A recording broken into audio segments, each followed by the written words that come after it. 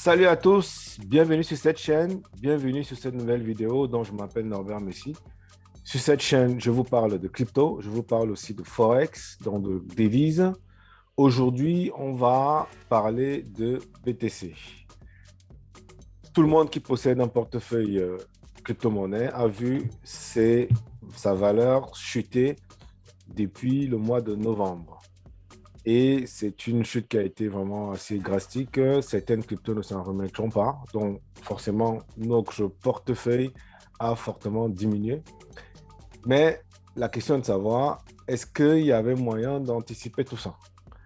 Et c'est ce dont on va parler aujourd'hui parce que lorsque on chute, il faut savoir pourquoi on a chuté et est-ce qu'on peut y remédier la prochaine fois. Et le but ici, c'est que je vous présente un indicateur qui est très connu, donc dans l'analyse des marchés et qui va nous aider justement à anticiper et voir quelle sera la prochaine chute du BTC. Voilà. L'idée de cette vidéo, c'est celle-là. Donc, avant toute chose, je tiens toujours à rappeler que donc, je ne suis pas un professionnel du trading, hein. Je suis là uniquement pour vous renseigner sur un certain nombre de pratiques, de vous partager mes pratiques déjà, et puis je ne suis pas votre conseiller financier. Donc aujourd'hui, nous sommes le 26 mars 2022, et donc nous allons voir comment anticiper les variations brutales du Bitcoin et préserver donc nos cryptos avant chaque chute du BTC. Alors, l'indicateur qu'on va voir, c'est pas un indicateur, c'est un indicateur pratiquement miracle, mais en même temps, je n'apprends pas. C'est pas un nouvel indicateur, hein. Je crois que c'est tout le monde qui investit un peu dans les marchés financiers connaît cet indicateur, c'est le RSI.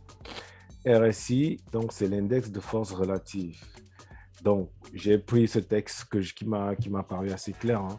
Donc, on peut donc lire que c'est dans l'un des principaux oscillateurs utilisés dans l'analyse technique. Oscillateur, ça veut dire qu'il varie entre une valeur min, une valeur max. Donc, il va au min, il va au max, il va au min, il va au max. Donc, il fait une sorte d'aller-retour. C'est ça qu'on dit que c'est un oscillateur. On dit que cet instrument aide à évaluer la dynamique des prix par rapport aux valeurs précédentes. Le RSI offre une chance de définir le sentiment du marché et d'identifier les points sur le marché où le marché est suracheté et survendu. Et on va voir justement que, en fait, quand le BTC monte, on est tous contents puisqu'on a des valeurs, on a un portefeuille crypto-monnaie, mais en réalité, on devrait faire très attention parce qu'on est peut-être en survente ou on est en surachat. Donc, il est également utilisé pour détecter dans les moments où le prix est sur le point de s'inverser. Et c'est donc ça qui va nous intéresser ici. Et une nouvelle tendance augmente.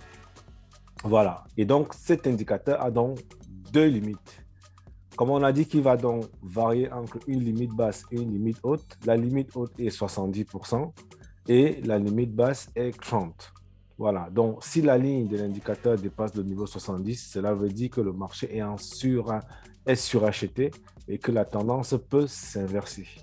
Peut, mais va pas forcément s'inverser. On va voir justement sur le Bitcoin tout à l'heure qu'il a dépassé les 70, mais en général, quand on dépasse les 70, on ne restera pas très longtemps au-dessus de 70.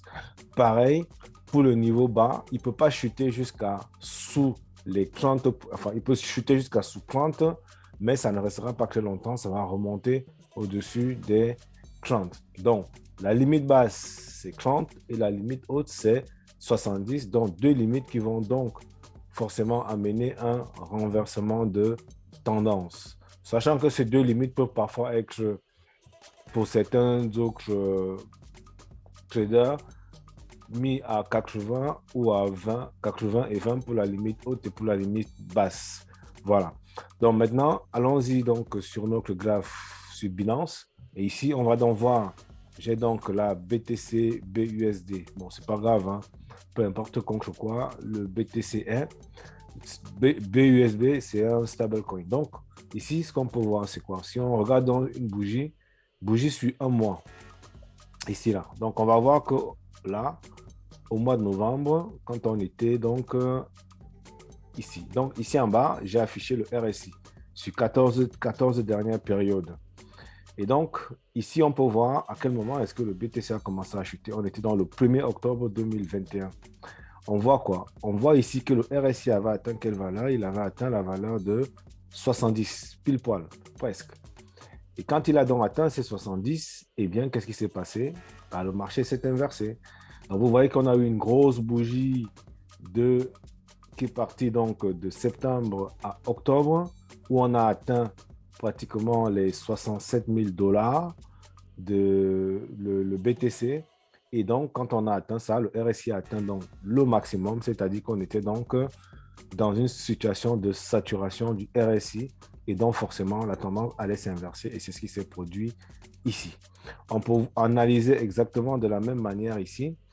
Là, on était au 1er mars, le BTC avait atteint une valeur de 61 000, puis a chuté, ce qui était normal. On voit que dans ce cas-ci, on était même allé au-delà du RSI, au-delà de la valeur limite qui est donc de 70, on était pratiquement à 91. Donc, on était vraiment dans on était au-delà de la saturation. Voilà. Donc, vous pouvez donc aller, c'est le but de la vidéo, hein, vous pouvez aller donc sur votre exchange et choisir ici la durée de vos bougies. Vous pouvez aller par exemple, on peut prendre à la semaine pour voir ce qui se passe ces derniers jours. Si je me place à la semaine, là à la semaine, qu'est-ce qu'on voit? On voit que le RSI il est encore quand même assez bas, il est à 50 et que le BTC est en train de monter. Et on verra par la suite, je ferai une autre vidéo vers quelle direction va se diriger le BTC. Donc, voilà un moyen très simple d'anticiper et je pense qu'on s'est pour la plupart fait avoir. Et le RSI, si on le regarde, surtout au mois, comme on l'a là, ou à la semaine, hein, au mois, on verra que lorsque le RSI sature 70, eh bien, il faut se préparer à une chute drastique en général.